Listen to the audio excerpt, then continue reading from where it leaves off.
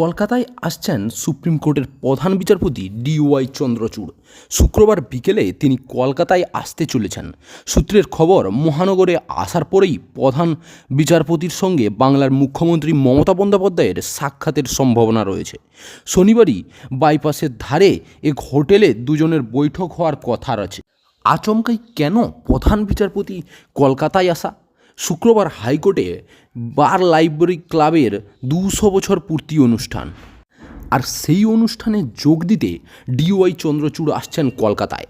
প্রধান বিচারপতি ছাড়াও বার লাইব্রেরি ক্লাবে বর্ষপূর্তিতে থাকবেন বিচারপতি গভৈ, বিচারপতি দীপঙ্কর দত্ত। সন্ধে 6:30 করবেন টাউন হলে হবে এই অনুষ্ঠান। সেখানে বক্তব্য রাখার সম্ভাবনা রয়েছে প্রধান বিচারপতির।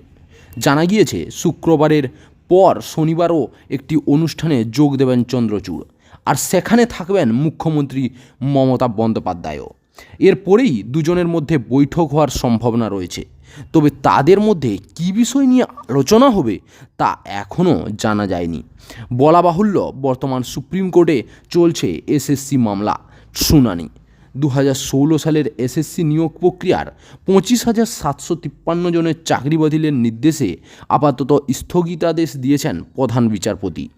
এই আবহে মমতার সঙ্গে ডিওয়াই চন্দ্রচূড়ের এই বৈঠক বেশ গুরুত্বপূর্ণ বলে মনে করছে রাজনৈতিক মহল। চাকরির খবর থেকে শুরু করে নিয়োগের খবর থেকে শুরু করে ঝড়ঝঞ্ঝা, দেশ বিদেশ, রাজ্য, জেলা এবং আপনার শহরের খবর একটা চ্যানেল আমাদের newsbangla.com সবার আগে আপনারা পেয়ে যাবেন। তাই চ্যানেলটাকে অতি অবশ্যই সাবস্ক্রাইব করে পাশ থেকে বেল আইকনটা ক্লিক করে অল নোটিফিকেশন অন করে রাখুন।